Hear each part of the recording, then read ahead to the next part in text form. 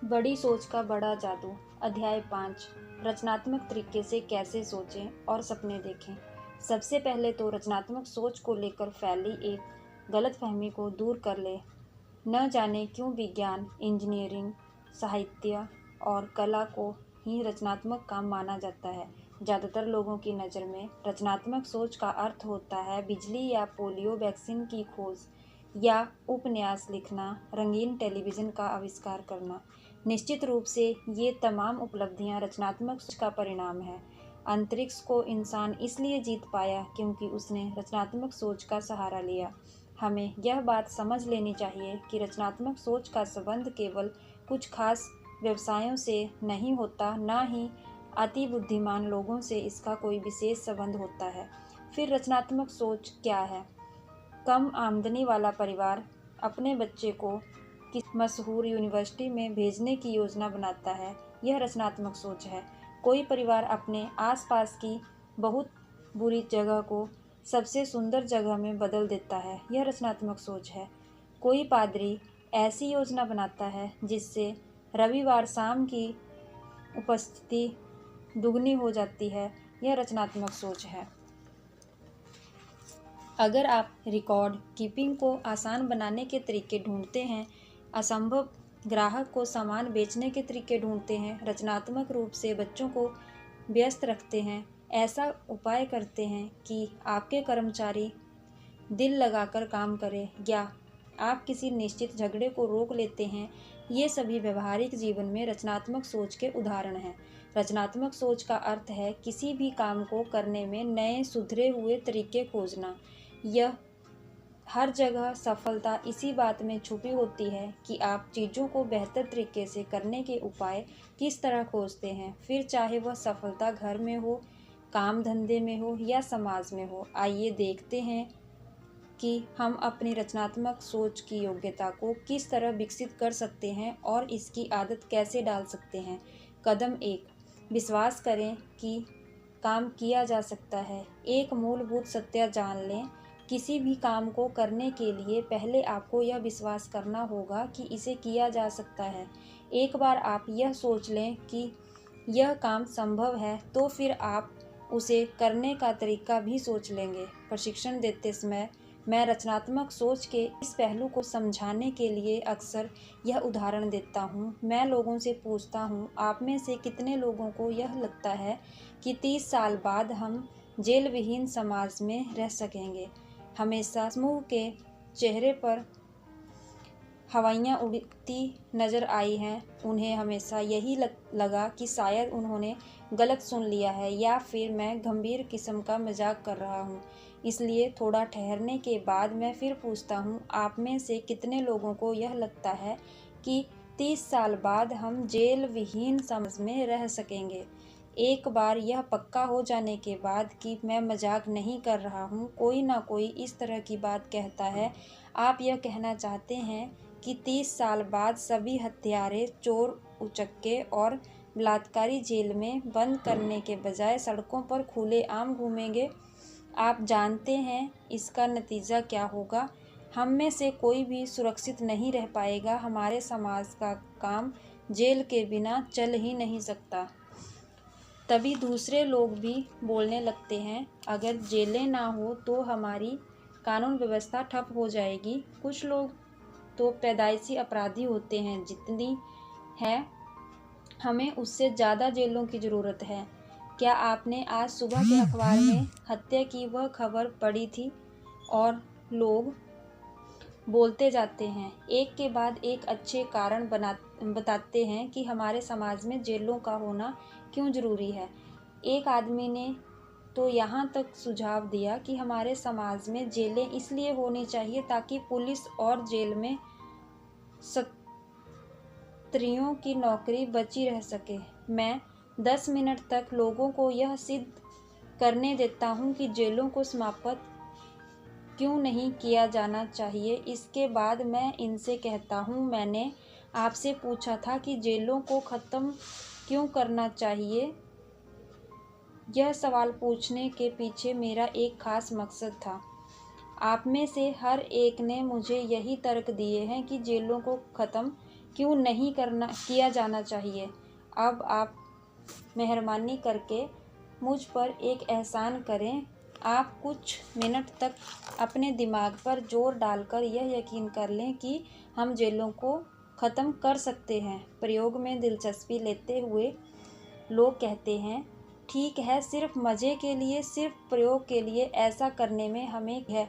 फिर मैं पूछता हूँ, अब हम यह मान लेते हैं कि हम जेलों को ख़त्म करना चाहते हैं, परंतु हम किस तरह से शुरुआत करेंगे। पहले तो सुझाव धीमे धीमे आते हैं। कोई थोड़ा झिझकते हुए कहता है, अगर ज़्यादा युवा केंद्र स्थापित किए जाएं तो अपराधों को कम किया जा सकता है।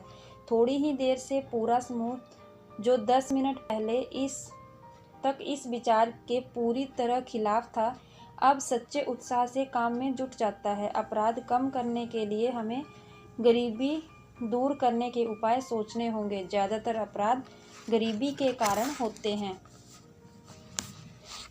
अनुसंधान के जरिए अपराध करने से पहले ही संभावित अपराधी का पता लगाया जाना चाहिए। कुछ तरह के अपराधियों के इलाज के लिए मेडिकल ऑपरेशन किए जाने चाहिए। कानून के रखवालों को सुधार के रचनात्मक तरीके सिखाने चाहिए। ये इन 78 विचारों में से कुछ हैं जो मुझे सुनने को मिले। मेरा प्रयोग यह था कि किस तरह जेल विहीन समाज का निर्माण किया जा सकता है। जब आप विश्वास करते हैं तो आपका दिमाग तरीके ढूंढ ही लेता है। जब आप विश्वास करते हैं तो आपका दिमाग तरीके ढूंढ ही लेता है। का सिर्फ एक संदेश है।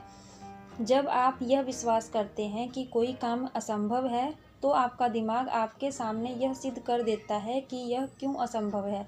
परंतु जब आप विश्वास करते हैं, सचमुच विश्वास करते हैं कि कोई काम किया जा सकता है, तो आपका दिमाग आपके लिए काम में जुट जाता है और तरीके ढूंढने में आपकी मदद करता है। यह विश्वास कि कोई काम किया जा सकता है रचनात्मक समाधानों का रास्ता खोज लेता है।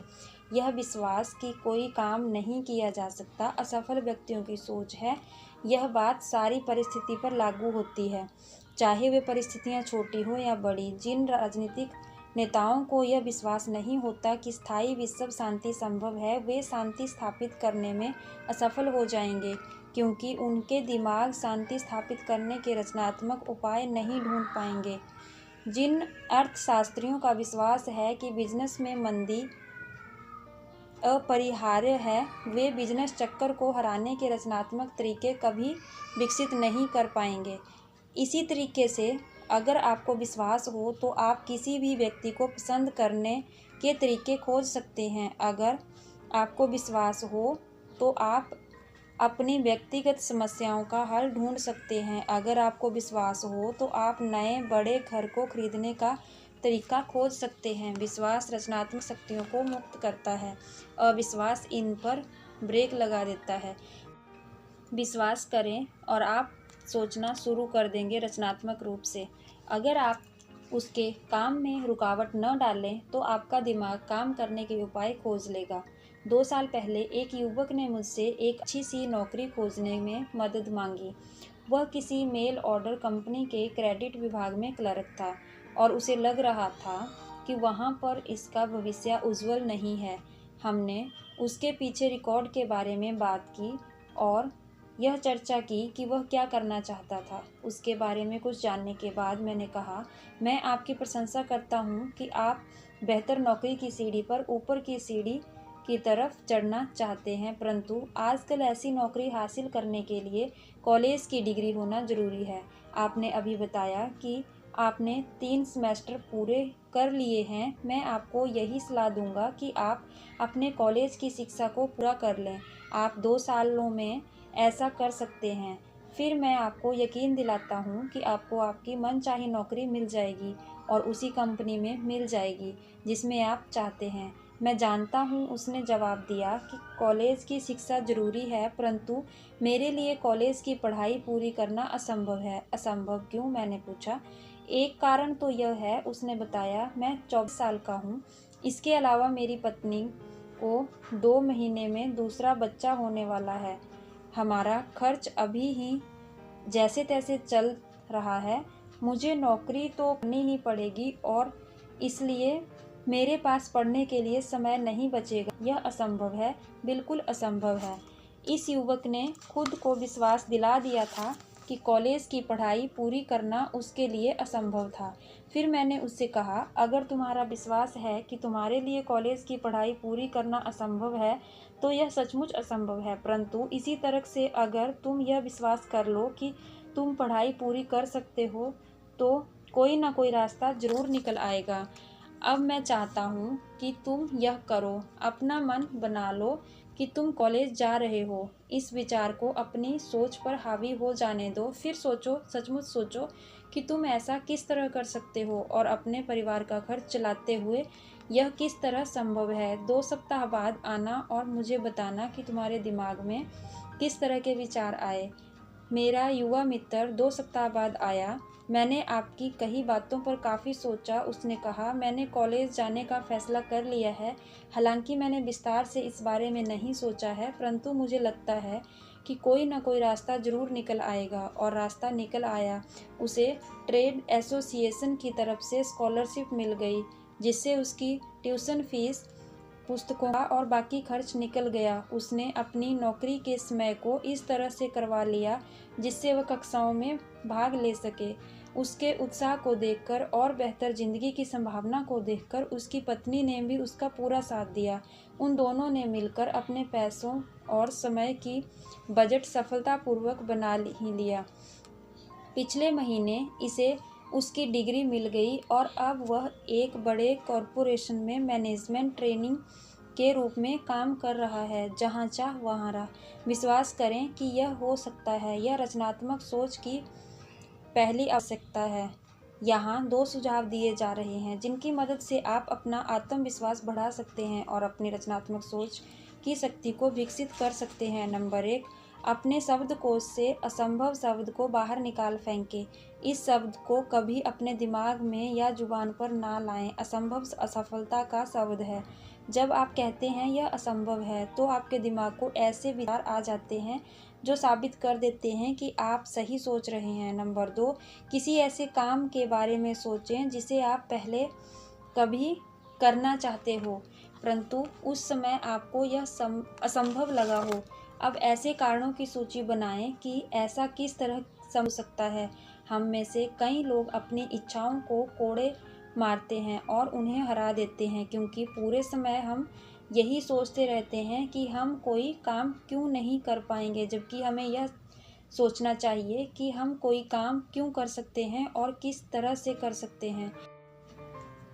हाल ही में मैंने अखबार में यह पढ़ा कि ज़्यादातर राज्यों में काउंटिंगों की संख्या ज़रूरत से ज़्यादा है। लेख में संकेत किया गया था कि ज़्यादातर काउंटिंगों की सीमाएं सदियों पुरानी है, उस जमाने की हैं जब वाहन नहीं थे और यह यात्रा घोड़े और बग्घी से हुआ करती थी। परंतु आजकल काफ़ी तेज़ वाहन चलने लगे हैं और सड़कें भी अच्छी हैं, इसलिए अब यह इंचित है कि 3 या 4 काउंटियों को मिलाकर एक काउंटी बना दी जाए। इससे बहुत सी परेशानियां कम हो जाएंगी और जनता पर टैक्स का बोझ भी कम हो जाएगा। लेखक ने कहा कि उसके विचार से उसके दिमाग में एक शानदार विचार आया था, इसलिए उसने 30 लोगों से इंटरव्यू लिया और इस बारे में उनकी प्रतिक्रिया जाननी चाहिए। परिणाम, उनमें से एक आदमी ने भी यह नहीं कहा कि विचार में दम था। हालांकि यह बात तो तय थी कि ऐसा होने पर उन्हें कम कीमत पर बेहतर स्थानीय सरकार मिल जाती। यह पारंपरिक सोच का एक उदाहरण है। पारंपरिक तरीके से सोचने वाले व्यक्ति के दिमाग को लकवा मार गया है। वह तर्क देता है, ऐसा सदियों से होता आ रहा है, इसलिए यह अच्छा ही होगा और इसे ऐसे ही बने रहने देना चाहिए। बदलने का जोखिम क्यों उठाना चाहिए? औसत लोग हमेशा प्रगति से चिढ़ते हैं। कई लोगों ने तो मोटर गाड़ी का विरोध इस आधार पर किया था कि प्रगति ने इंसान को पैदल चलने या घोड़े की सवारी करने के लिए बनाया है। कई लोगों को हवाई जहाज का विचार इसलिए पसंद नहीं आया था क्योंकि इंसान को पक्षियों के लिए आरक्षित क्षेत्र में दखल देने का कोई अधिकार नहीं था। बहुत से यथास्थितिवादी अब भी मानते हैं कि इंसान की जगह अंतरिक्ष में नहीं है। एक चोटी के मिसाइल विशेषज्ञ ने हाल ही में इस तरह की सोच का जवाब दिया। डॉक्टर वॉन ब्रॉन का कहना है, मनुष्य की जगह वही है जहां मनुष्य जाना चाहता है। 1900 के आसपास एक सेल्स एग्जीक्यूटिव ने सेल्स मैनेजमेंट का एक वैज्ञानिक सिद्धांत खोजा। इसका काफ़ी प्रचार हुआ और उसे पाठ्यपुस्तकों तक में शामिल कर दिया गया। यह सिद्धांत था, हर माल बेचने का एक सर्वश्रेष्ठ तरीका होता है। सर्वश्रेष्ठ तरीका खोज लो और फिर उससे इधर उधर मत हिलो। इस आदमी की कंपनी की किस्मत अच्छी थी जो सही वक्त पर नए मैनेजमेंट ने आकर डूबती हुई कंपनी को दिवालिया होने से बचा लिया। इस अनुभव के विपरीत क्रॉफोर्ड एच ग्रीनवॉल्ड की फिलॉसफी देखें। ग्रीनवॉल्ड एक बहुत बड़ी कंपनी के प्रेसिडेंट हैं। कोलंबिया यूनिवर्सिटी में अपने लेक्चर में उन्होंने कहा, एक अच्छा काम कई तरीकों से किया जा सकता है और जितने आदमी हो उतने ही तरीके हो सकते हैं। सच तो है कि किसी भी काम को करने का कोई एक ही सर्वश्रेष्ठ तरीका नहीं होता। घर सजाने का, लॉन को लैंडस्केप करने का, या माल बेचने या बच्चे पालने का या स्टीक का कोई एक सर्वश्रेष्ठ तरीका नहीं होता। जितने रचनात्मक मस्तिष्क होंगे उतने ही सर्वश्रेष्ठ तरीके हो सकते हैं। कोई भी चीज़ बर्फ़ में नहीं उगती। अगर हम अपने दिमाग पर परंपरा की बर्फ़ जमने दें तो नए विचार नहीं पनप सकते। इस प्रयोग को जल्दी ही करें। नीचे दिए गए विचार किसी को सुनाएं और फिर उसकी प्रतिक्रिया देखें। नंबर 1, डाक तार विभाग काफ़ी समय से सरकारी एकाधिकार में है, क्यों ना इसे प्राइवेट कंपनियों के हवाले कर दिया जाए। नंबर 2, राष्ट्रपति के चुनाव पर 4 साल की जगह 2 या 6 साल में होने चाहिए। नंबर 3, रिटेल स्टोर्स के खुलने का समय सुबह 9 बजे से शाम 5:30 बजे के बजाय शाम के 1 बजे से 8 बजे तक होना चाहिए। नंबर 4, रिटायरमेंट की उम्र बढ़ाकर 70 साल कर देनी चाहिए। ये विचार दमदार हैं या नहीं, व्यवहारिक हैं या नहीं, यह बात महत्वपूर्ण नहीं है। महत्वपूर्ण यह है कि कोई व्यक्ति इन पर क्या प्रतिक्रिया देता है।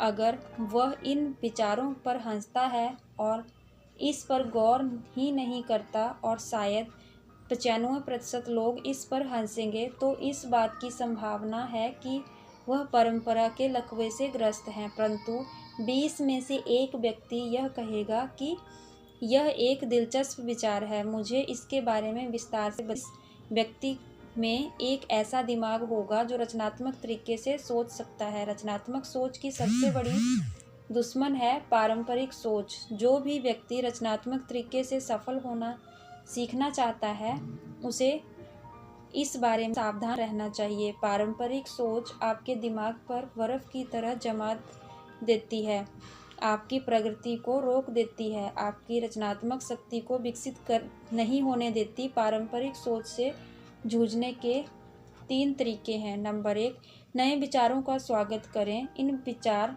शत्रुओं को नष्ट करें। यह काम नहीं करेगा, इसे किया ही नहीं जा सकता, यह बेकार है और यह मूर्खतापूर्ण है। मेरा एक सफल दोस्त एक बीमा कंपनी में अच्छे पद पर है। उसने मुझसे कहा, मैं इस बात का दावा नहीं करता कि मैं इस बिजनेस में सबसे स्मार्ट आदमी हूँ, परंतु मुझे लगता है कि मैं बीमा उद्योग में सबसे अच्छा स्पंज हूँ। मैं सारे अच्छे विचारों को सीख लेता हूँ। नंबर 2, प्रयोगशील व्यक्ति बने। बंधे बधाए रूटीन को तोड़ें। नए रेस्टोरेंटों में जाएं, नई पुस्तकें पढ़ें, नए थिएटर में जाएं, नए दोस्त बनाएं। किसी दिन अलग रास्ते से काम पर जाएं। इस साल अलग ढंग से छुट्टियां मनाएं। इस सप्ताह के अंत में कुछ नया और अलग करें। अगर आप डिस्ट्रीब्यूशन का काम करते हैं तो प्रोडक्शन, अकाउंटिंग, फाइनेंस और बिजनेस के दूसरे पहलुओं को सीखने में रुचि लें। इससे आपकी सोच व्यापक होगी और आप ज़्यादा जिम्मेदारी उठाने काबिल बन सकेंगे। नंबर 3, प्रगतिशील बने, प्रगति विरोधी ना बने। ऐसा ना कहें, मैं जहाँ नौकरी करता था वहाँ यह काम इस तरीके से होता था, इसलिए हमें यहाँ भी इसे उसी तरीके से करना चाहिए। बल्कि यह कहें, जहाँ मैं नौकरी करता था वहाँ पर यह काम इस तरीके से होता था, इसे बेहतर तरीके से किस तरह किया जा सकता है। पीछे ले जाने वाली बातें ना सोचें, प्रगति का विरोध ना करें, आगे ले जाने वाली बातें सोचें, प्रगतिशील तरीके से सोचें। सिर्फ इसलिए कि बचपन में आप सुबह पेपर बांटने या गाय का दूध निकालने के लिए 5:30 बजे उठ जाते थे, आप अपने बच्चों को ऐसा करने की उम्मीद नहीं रख सकते।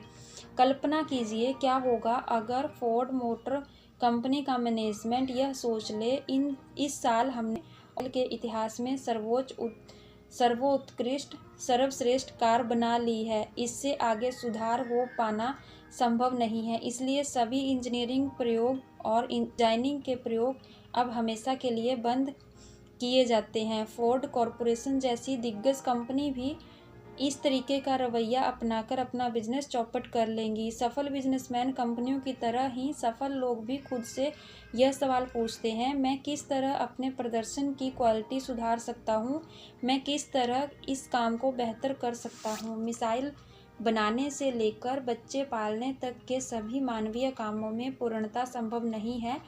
इसका मतलब यह है कि हर काम में सुधार की गुंजाइश हमेशा रहती है। सफल लोग इस बात को जानते हैं कि वे हमेशा बेहतर तरीके खोजते रहते हैं। नोट: सफल व्यक्ति यह नहीं पूछता क्या इसे बेहतर तरीके से किया जा सकता है, वह यह जानता है कि यह संभव है, इसलिए वह यह सवाल पूछता है, इसे बेहतर तरीके से कैसे किया जा सकता है। कुछ महीने पहले मेरी एक भूतपूर्व छात्रा ने बिजनेस में उतरने के 4 साल के भीतर ही अपना चौथा हार्डवेयर स्टोर खोल लिया। यह बहुत बड़ी बात थी। मैं जानता था कि उस महिला ने केवल $3500 की छोटी सी पूंजी से बिजनेस शुरू किया था। उसे दूसरे प्रतियोगियों की ज़बरदस्त प्रतियोगिता का सामना करना पड़ रहा था और उसे बिजनेस में उतरे हुए अभी ज़्यादा समय भी नहीं हुआ था। स्टोर खुलने के कुछ समय बाद ही उसे बधाई देने के लिए मैं इसके स्टोर में गया। मैंने उससे बातों बातों में पूछा कि आप बाकी के व्यापारी एक स्टोर तक ठीक से नहीं चला पा रहे हैं, तो आप किस तरह 3 स्टोर्स सफलतापूर्वक चला रही हैं और उसने चौथा स्टोर भी शुरू कर दिया है। स्वाभाविक है, उसने जवाब दिया। मैं इसके लिए मेहनत करती हूँ, परंतु जल्दी उठने और देर तक मेहनत करने के कारण ही मैं 4 स्टोर्स खोलने में सफल नहीं हुई थी। मेरे बिजनेस में ज़्यादातर लोग कड़ी मेहनत करते हैं। मैं अपनी सफलता के लिए जिस बात को इसका सबसे ज़्यादा श्रेय देना चाहूँगी वह है मेरा बनाया हुआ साप्ताहिक सुधार कार्यक्रम। साप्ताहिक सुधार कार्यक्रम, यह वाक्य सुनने में अच्छा लगता है, परंतु यह साप्ताहिक सुधार कार्यक्रम क्या है, मैंने पूछा। इसमें कोई बड़ी बात नहीं है, उसने कहा। यह सिर्फ एक योजना है जिसमें हर हफ्ते अपने प्रदर्शन को सुधारने के तरीकों पर मैं विचार करती हूँ। भविष्य में ज़्यादा सफल होने के लिए मैंने अपने काम को 4 भागों में बांट लिया है: ग्राहक, कर्मचारी, माल और प्रमोशन। पूरे सप्ताह में नोट्स बनाती हूँ और अपने दिमाग में आने वाले हर उस विचार को लिख लेती हूँ कि मैं किस तरह अपने बिजनेस को सुधार सकती हूँ। फिर हर सोमवार को मैं सुबह 4 घंटे अपने लिखे विचारों को पढ़ती हूँ और यह तय करती हूँ कि किन विचारों का प्रयोग मैं अपने बिजनेस में कर सकती हूँ। इस 4 घंटे के समय में मैंने अपने काम का कड़ा मूल्यांकन करती हूँ। मैं सिर्फ इतना ही नहीं चाहती कि मेरे स्टोर में ज़्यादा ग्राहक आए, इसके बजाय मैं खुद से पूछती हूँ, ज़्यादा ग्राहकों को आकर्षित करने के लिए मैं और क्या कर सकती हूँ, मैं किस तरह नियमित वफादार ग्राहकों को बढ़ा सकती हूँ। फिर उसने मुझे इन छोटे छोटे उपायों के बारे में बताया जिनके कारण इसके 3 स्टोर सफल हुए थे: माल जमाने का तरीका, सुझाव देकर सामान बेचने की कला, जिसमें वह अपने ग्राहकों को 2 या 3 ऐसे सामान भी खरीदवा देती थी जिन्हें खरीदने के इरादे से वे इसके स्टोर में नहीं घुसे थे। हड़ताल के समय अपने ग्राहकों के लिए उधार देने की स्कीम, प्रतियोगिताएं और इनाम जो उसने मंदी के दौर में बिक्री बढ़ाने के लिए शुरू किए थे। मैं खुद से पूछती हूँ, मैं अपने बिजनेस को सुधारने के लिए क्या कर सकती हूँ, और इसके जवाब में मेरे दिमाग में बहुत से विचार आते हैं। मैं आपको सिर्फ एक उदाहरण बताना चाहती हूँ। 4 हफ्ते पहले मैंने सोचा कि मैं अपने स्टोर में छोटे बच्चों को आकर्षित करने के लिए कुछ करूँ। मैंने सोचा कि अगर छोटे बच्चे स्टोर में आना चाहेंगे तो इनके माँ-बाप अपने आप मेरे स्टोर में सामान खरीदने लगेंगे। मैं इस बारे में सोचती रही और एक योजना बनाई। मैंने 4 से 8 साल की उम्र के बच्चों के लिए छोटे-छोटे खिलौने लाइन से रखवा दिए।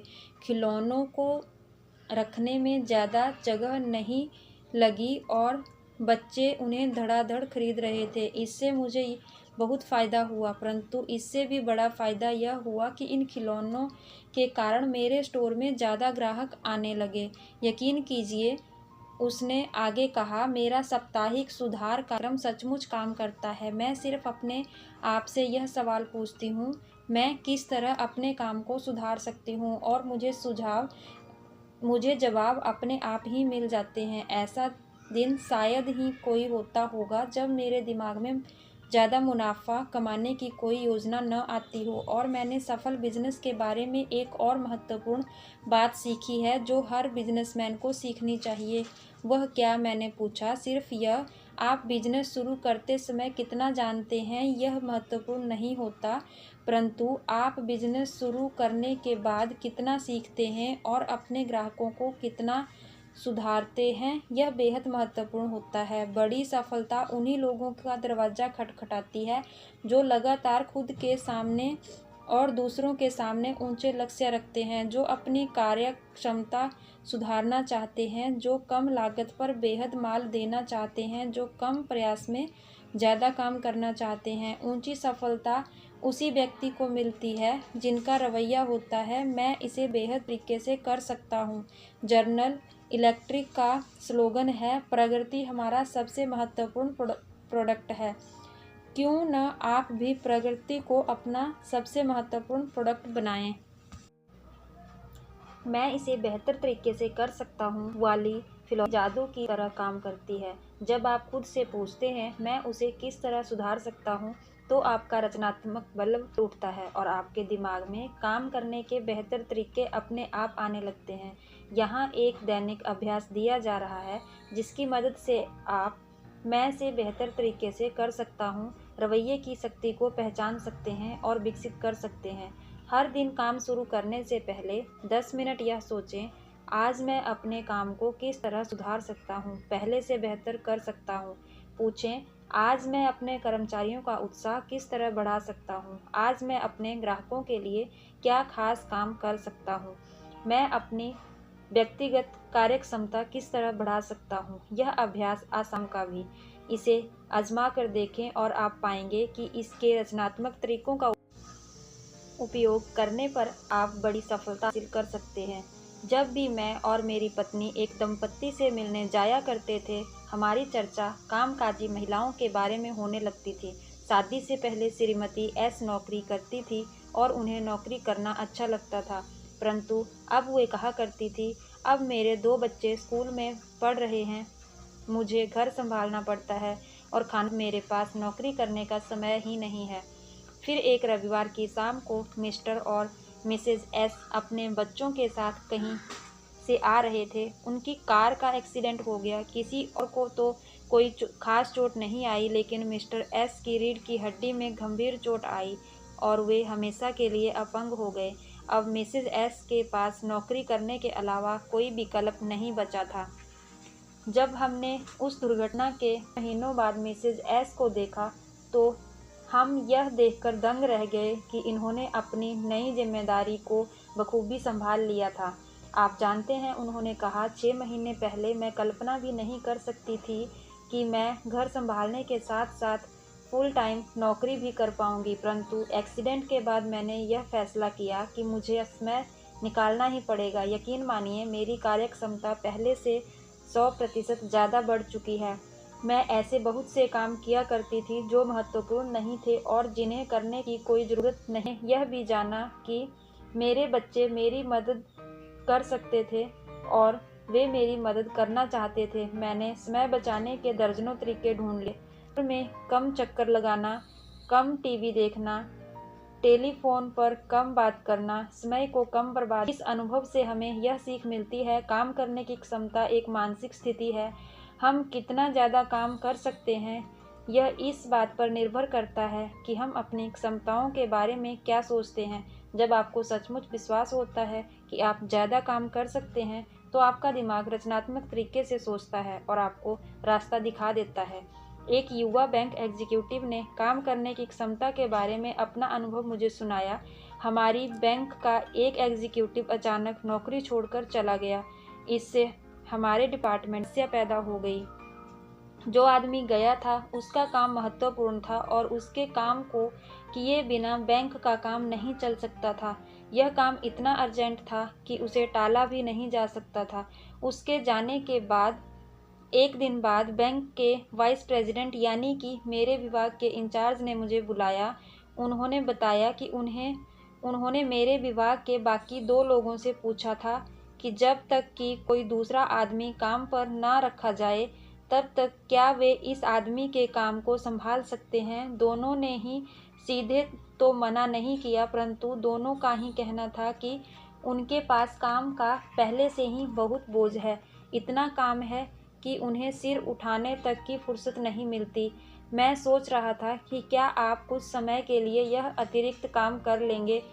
मेरी पूरी नौकरी में मैंने यह सीखा है कि मैं जो भी चीज़ अवसर की तरह दिखे इसे ठुकराना नहीं चाहिए। इसलिए मैं तत्काल राज़ी हो गया और मैंने वादा किया कि मैं अपना काम तो करूँगा ही, दूसरे आदमी का काम भी संभाल लूँगा। वाइस प्रेसिडेंट यह सुनकर खुश हो गया।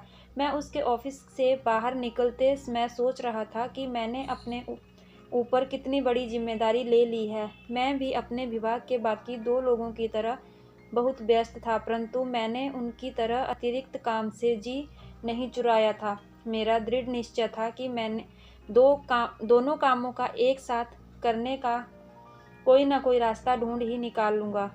मैंने उस दोपहर अपना काम ख़त्म किया और जब ऑफिस बंद हो गया था तो मैंने बैठकर विचार किया कि किस तरह मैं अपनी कार्यक्षमता बढ़ा सकता हूँ। मैंने एक पेंसिल ली और अपने हर विचार को लिखना शुरू कर दिया और आप जानते हैं मेरे दिमाग में बहुत से अच्छे विचार आने लगे, जैसे अपनी सेक्रेटरी से यह कहना कि वह मेरे लिए आने वाले सामान्य टेलीफोन कॉल हर दिन एक निश्चित समय ही मुझे ट्रांसफ़र किया करें। वह किसी निश्चित समय ही बाहर जाने वाले टेलीफोन कॉल लगाया करें। मैंने अपनी चर्चा की अवधि को भी 15 मिनट से घटाकर 10 मिनट तक कर लिया। मैं अपने सभी डिक्टेशन हर दिन एक ही बार में देने लगा। मैंने यह भी पाया कि मेरी सेक्रेटरी मेरी मदद कर सकती थी और मेरे बदले में कई काम संभाल सकती थी। मैं यह काम पिछले 2 साल से कर रहा था और सच कहूँ तो मुझे यह जानकर इतनी हैरत हुई कि मैं अब तक कितनी कम क्षमता से काम कर रहा था।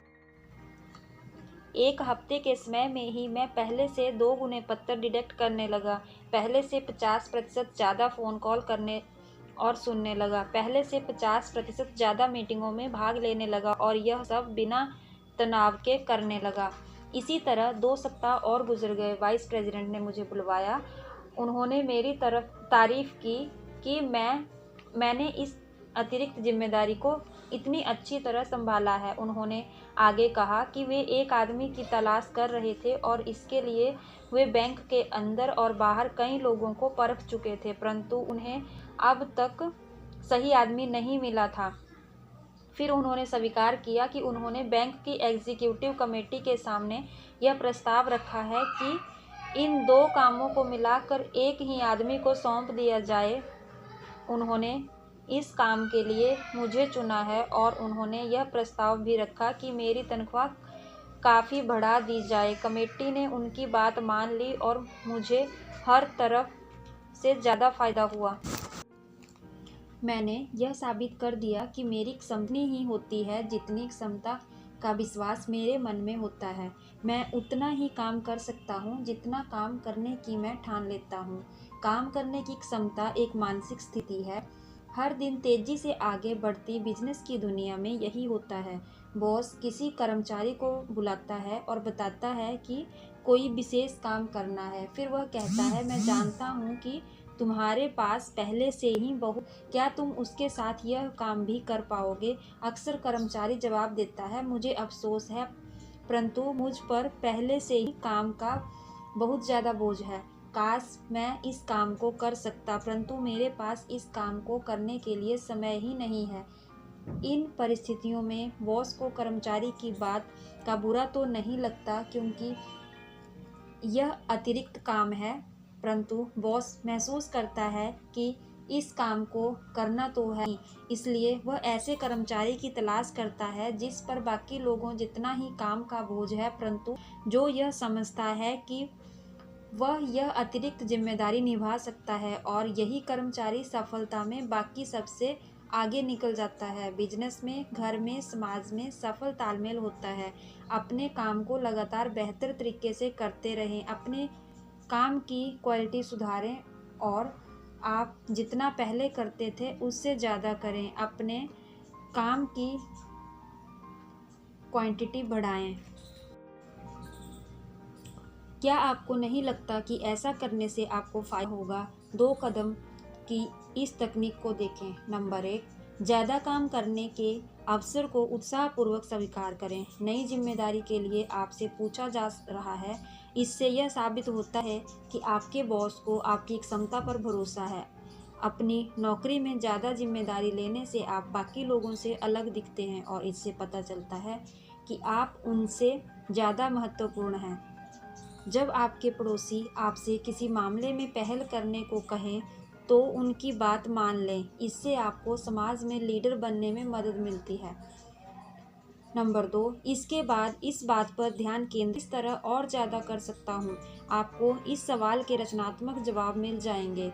उस जवाब के होंगे कि आप अपने वर्तमान काम को योजनाबद्ध तरीके से करें, या अपनी रोज़मर्रा की गतिविधियों का शॉर्टकट ढूंढें, या महत्वहीन कामों को करना पूरी तरह छोड़ दें। मैं इस बात को दोहराना चाहता हूँ, ज़्यादा काम करने के रास्ते आपको मिल ही जाएंगे। मैंने अपने जीवन में इस अवधारणा को पूरी तरह स्वीकार कर लिया है। अगर आप कोई काम करवाना चाहते हैं तो इसे किसी व्यस्त आदमी को दें।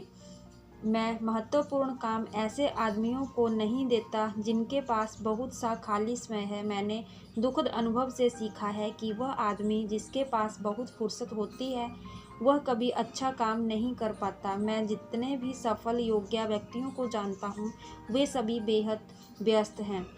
जब मैं उनके साथ कोई प्रोजेक्ट शुरू करता हूं, तो मैं जानता हूं कि यह प्रोजेक्ट सफलतापूर्वक पूरा हो जाएगा। मैंने दर्जनों उदाहरण देखे हैं कि मैं किसी व्यस्त समय पर काम करवाना सकता हूं, परंतु जिन लोगों के पास दुनिया भर का समय है, मैं उनसे समय पर काम नहीं करवा पाया हूं। ऐसे लोगों के साथ काम करने का मेरा अनुभव निराशाजनक ही रहा है। प्रगतिशील बिजनेस मैनेजमेंट लगातार पूछता है, हम किस तरह अपने आउटपुट को, अपने उत्पादन को बढ़ा सकते हैं। आप खुद से क्यों नहीं पूछते, मैं किस तरह अपने आउटपुट को, अपने उत्पादन को बढ़ा सकता हूँ? आपका दिमाग अपने आप ऐसे रचनात्मक उपाय बता देगा कि ऐसा किस तरह किया जा सकता है। सभी तरह के सैकड़ों लोगों के इंटरव्यू लेने के बाद मैंने यह खोज की है, जो आदमी जितना बड़ा होता है, वह आपको बोलने का उतना ही ज़्यादा मौका देता है। जो आदमी जितना छोटा होता है, वह आपके सामने उतना ही ज़्यादा बोलता है। बड़े लोग लगातार सुनते हैं, छोटे लोग लगातार बोलते हैं। यह भी नोट करें, हर क्षेत्र में चोटी के लीडर सलाह सुनने में ज़्यादा समय लगाते हैं, सलाह देने में कम समय लगाते हैं। जब कोई लीडर निर्णय लेता है तो वह पूछता है, आप इस बारे में क्या सोचते हैं? आपका सुझाव क्या है? आप इस परिस्थिति में क्या करते? आपको यह कैसा लगता है? इसे इस तरीके से देखें, लीडर्स निर्णय लेने वाली एक इंसानी मशीन है। किसी भी चीज़ के उत्पादन के लिए कच्चे माल की ज़रूरत होती है। रचनात्मक निर्णय के उत्पादन के लिए दूसरों के विचार और सुझाव ही कच्चा माल होते हैं। इस बात की उम्मीद ना करें कि दूसरे लोग आपको रेडीमेड समाधान सुझा देंगे। उनसे सलाह लेने का और उनसे सुझाव सुनने का यह उद्देश्य नहीं होता। दूसरे लोगों के विचार सुनने से आपके दिमाग में नए विचार आते हैं, जिनसे साबित होता है कि आपका दिमाग ज़्यादा रचनात्मक हो चुका है। हाल ही में मैंने एक एग्जीक्यूटिव मैनेजमेंट सेमिनार में एक स्टाफ इंस्ट्रक्टर के रूप में भाग लिया। सेमिनार 12 सत्रों का था। हर सत्र में एक एग्जीक्यूटिव आकर 15 मिनट का लेक्चर देता था। मैंने अपनी ज़िंदगी की सबसे महत्वपूर्ण मैनेजमेंट समस्या को सुलझाया। 9वें सत्र में एक एग्जीक्यूटिव ऐसा आया जो एक बड़ी मिल्क प्रोसेसिंग कंपनी में वाइस प्रेसिडेंट था। एक एग्जीक्यूटिव का लेक्चर जरा हटकर था। यह बताने के बजाय कि उसने अपनी समस्या को किस तरह सुलझाया, उसने अपने लेक्चर का टॉपिक रखा, ज़रूरत है मेरी सबसे बड़ी मैनेजमेंट सिखाने के लिए मदद की। उसने अपनी समस्या को बताया और फिर हम लोगों से इसे सुलझाने के संबंध में विचार मांगे। उसे बहुत सारे विचार दिए गए और उसने इन सभी विचारों को एक स्टेनोग्राफर में लिखवा दिया। बाद में मैंने उस व्यक्ति से चर्चा की और उसकी अद्भुत तकनीक पर उसे बधाई दी। उसका कहना था, इस समूह में बहुत से बुद्धिमान लोग हैं। मैंने यही सोचा कि क्यों ना उसकी बुद्धिमत्ता का लाभ उठाया जाए। इस बात की काफ़ी संभावना है कि किसी ने उस सत्र के दौरान ऐसा कुछ कहा जिससे मुझे समस्या सुलझाने में मदद मिले। यह ध्यान रखें, एग्जीक्यूटिव ने समस्या बताने के बाद लोगों की बातें सुनी।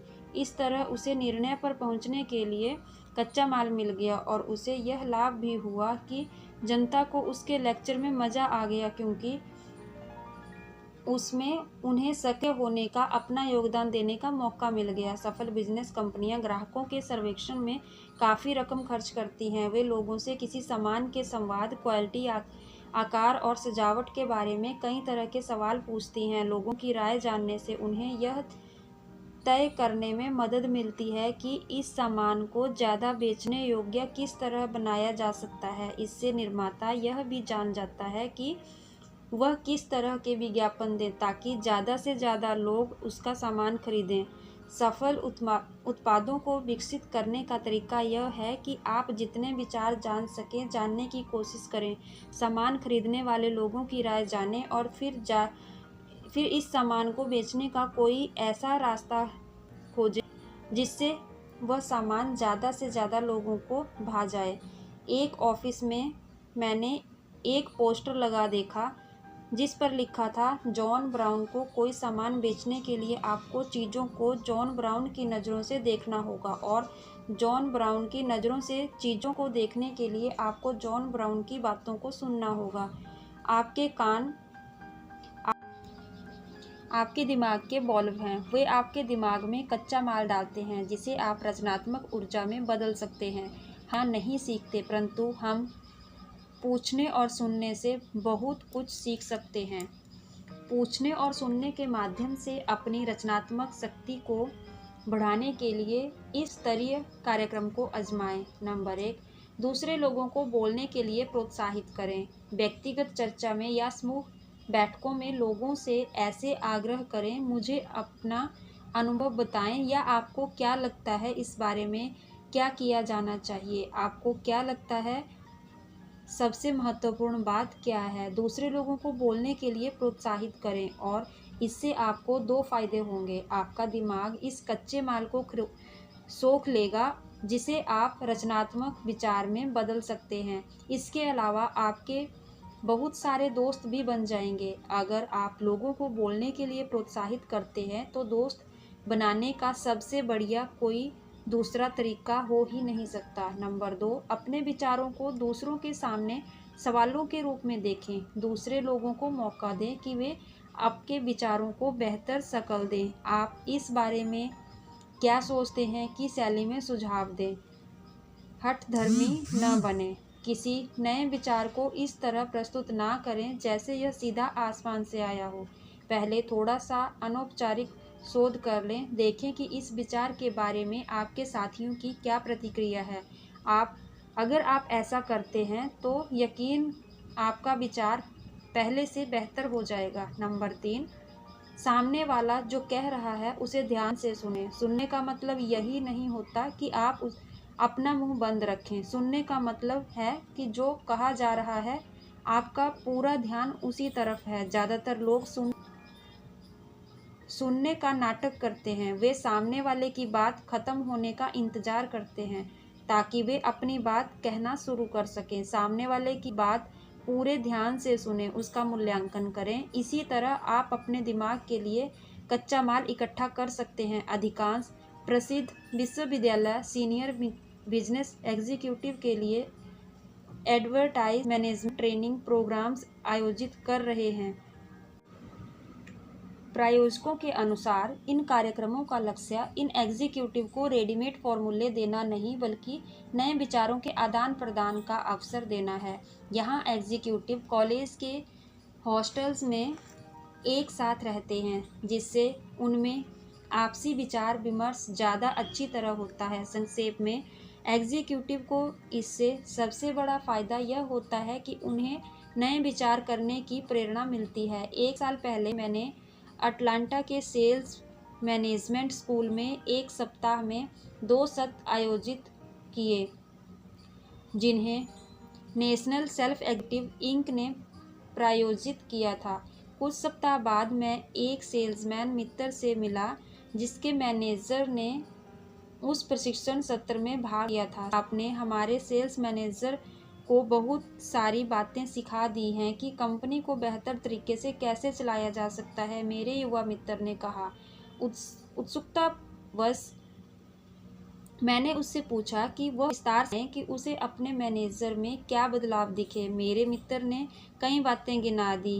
कंप्रेशन प्लान में सुधार, महीने में 1 बार की जगह 2 बार सेल्स मीटिंग, नए बिजनेस काउंटर्स और स्टेशनरी, सेल्स डायरेक्टरी का पुनर्गठन। और मज़े की बात यह कि प्रशिक्षण कार्यक्रम में उसमें से किसी का भी सीधे उल्लेख नहीं कि सेल्स मैनेजर को डिब्बाबंद तकनीकें नहीं दी गई थी। इसके बजाय उसने कुछ ज़्यादा बहुमूल्य सीखा। यह सीखा कि दूसरों के विचारों से वह किस तरह अपने विचार उत्प्रेरित कर सकता है ताकि उसे और उसकी कंपनी को फ़ायदा हो। पेंट निर्माता के यहाँ काम करने वाले एक युवा अकाउंटेंट ने मुझे बताया कि दूसरों के विचारों को सुनने के कारण उसे एक बार बहुत सफलता मिली थी। मैंने रियल एस्टेट में कभी ज़्यादा रुचि नहीं ली।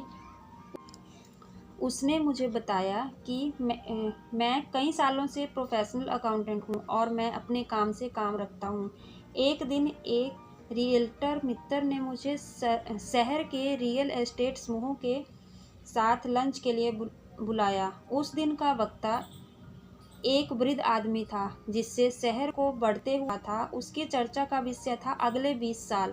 उसने यह भविष्यवाणी की कि कुछ ही समय में शहर इतना फैल जाएगा कि वह आसपास की कृषि भूमि को भी अपने में समेट लेगा। उसने यह भी भविष्यवाणी की कि 2 से 5 एकड़ के जेंटलमैन इसके फार्म हाउस की रिकॉर्ड तोड़ मांग होने वाली है। ऐसे फार्म हाउस जिनमें बिजनेसमैन या प्रोफेशनल व्यक्ति स्विमिंग पूल बनवा सकें, घोड़े रख सकें, बगीचा लगा सकें और दूसरी ऐसी की शौकिया चीज़ें बनवा सकें। इस आदमी की बातें सुनकर मुझे प्रेरणा मिली। उसने इस तरह के फार्म हाउस का जिक्र किया था। मैं भी इसी तरह का फार्म हाउस तलाश रहा था। अगले कुछ दिनों तक मैंने अपने कई दोस्तों से पूछा कि किसी दिन 5 एकड़ की एस्टेट के मालिक बनने के बारे में उनका क्या है। हर एक को यह विचार बहुत पसंद आया। मैं इस बारे में लगातार सोचता रहा और खुद से यह सवाल पूछता रहा कि मैं इस विचार को किस तरह फ़ायदेमंद बिजनेस में बदल सकता हूँ। फिर एक दिन जब मैं नौकरी पर जा रहा था तो अचानक मेरे दिमाग में जवाब क्रौंद उठा, क्यों ना एक फॉर्म खरीदा जाए और इसे छोटे एस्टेट में बांट दिया जाए। इस तरह मुझे ज़मीन सस्ते भाव में मिल सकती थी और मैं एस्टेट को महंगे दामों में बेच सकता था। शहर के 22 मील दूर मुझे 50 एकड़ का फॉर्म $8,500 में मिल गया। मैंने इसे खरीद लिया और खरीदते समय केवल 1/3 नकद दिया, बाकी रकम की किस्तें बांध ली। फिर जहाँ पेड़ नहीं थे वहाँ मैंने चीड़ के वृक्ष रोप दिए। मैंने ऐसा किया क्योंकि मुझे किसी रियल एस्टेट बिजनेस के आदमी ने यह बताया था। कल पेड़ पसंद करते हैं, बहुत सारे पेड़ हों तो भी और भी अच्छी बात है। मैं अपने संभावित दिखाना चाहता था कि आज से कुछ साल बाद उनके एस्टेट में ढेर सारे चीड़ के सुंदर वृक्ष होंगे। फिर मैंने एक सर्वेयर को बुलाकर इस 50 एकड़ के फॉर्म को 5 एकड़ के 10 फार्म हाउस में बांट दिया। अब मैं फार्म हाउस बेचने के लिए तैयार था। मैंने शहर में कई युवा एग्जीक्यूटिव के नाम पते किए और छोटे पैमाने पर सबको सीधे चिट्ठियां लिखी। मैंने बताया कि किस तरह सिर्फ $3000 में, जिसमें शहर में एक छोटा सा प्लॉट ही मिल पाएगा, वे शहर से थोड़ी सी और एस्टेट खरीद सकते हैं। मैंने उन्हें मनोरंजन और स्वास्थ्यप्रद जीवन की संभावना के बारे में भी बताया। 6 हफ्तों में ही, केवल शाम को और सप्ताहांत में काम करके मैंने सभी 10 फार्म हाउस बेच दिए। कुल आमदनी हुई $30,000। कुल खर्च, जिसमें जमीन, विज्ञापन, सर्वेइंग और कानूनी खर्च शामिल था, $10 और लाभ $19,600। मुझे इतना फ़ायदा इसलिए हुआ क्योंकि मैंने दूसरे समझदार लोगों के विचारों से लाभ उठाया। अगर मैं रियल एस्टेट के लोगों के साथ लंच में नहीं जाता क्योंकि वे मेरे व्यवसाय से जुड़े लोग नहीं थे, तो मेरे दिमाग में मुनाफा कमाने की यह सफल योजना आ ही नहीं सकती थी। मानसिक उत्प्रेरण हासिल करने के कई तरीके होते हैं, परंतु यहाँ पर 2 तरीके दिए जा रहे हैं जिन्हें आप अपने जीवन में उतार सकते हैं। पहला तरीका यह है कि आप कम से कम प्रोफेशनल समूह से जुड़ें जो आपके व्यवसाय से संबंधित हो। सफलता की चाह रखने वाले लोगों के साथ मिले जुलें, उनके साथ विचारों का आदान प्रदान करें। कितनी बार हम किसी को यह कहते सुनते हैं, आज मीटिंग में मुझे यह बढ़िया विचार मिला, या कल की मीटिंग में मैंने यह सोचा। याद रखें, वह दिमाग जो केवल अपने ही बनाए हुए भोजन पर जिंदा रहता है, जल्दी ही कुपोषण का शिकार हो जाता है, कमज़ोर हो जाता है और रचनात्मक, प्रगतिशील विचारों को सोचने में असमर्थ हो जाता है।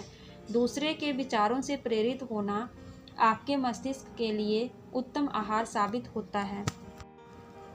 दूसरी बात, अपने व्यवसाय के बाहर किसी एक समूह से जुड़ें। अपने व्यवसाय के बाहर के लोगों से मिलने से आपकी सोच व्यापक होती है और आप बड़ी तस्वीर देख पाते हैं। आप यह जानकर हैरान होंगे कि आपके व्यवसाय के बाहर के लोगों से नियमित रूप से मिलने से आपकी नौकरी पर भी सकारात्मक असर होता है। विचार आपकी सोच के फल हैं, परंतु उनका दोहन करना पड़ता है और तभी उनका मूल्य होता है। हर साल बलूत का पेड़ इतने फल गिराता है कि अगर सभी बीज उग जाएं तो एक अच्छा खासा जंगल तैयार हो जाए, परंतु इन बीजों में से शायद 1 या 2 बीज ही उग पाते हैं। ज़्यादातर बीज गिलहरियां खा जाती हैं और पेड़ के नीचे की ज़मीन इतनी सख्त होती है कि बचे हुए बीज इस पर नहीं पाते। ऐसा ही विचारों के साथ होता है, केवल कुछ ही विचारों के फल मिल पाते हैं। विचार बहुत जल्दी नष्ट होने वाले बीज हैं।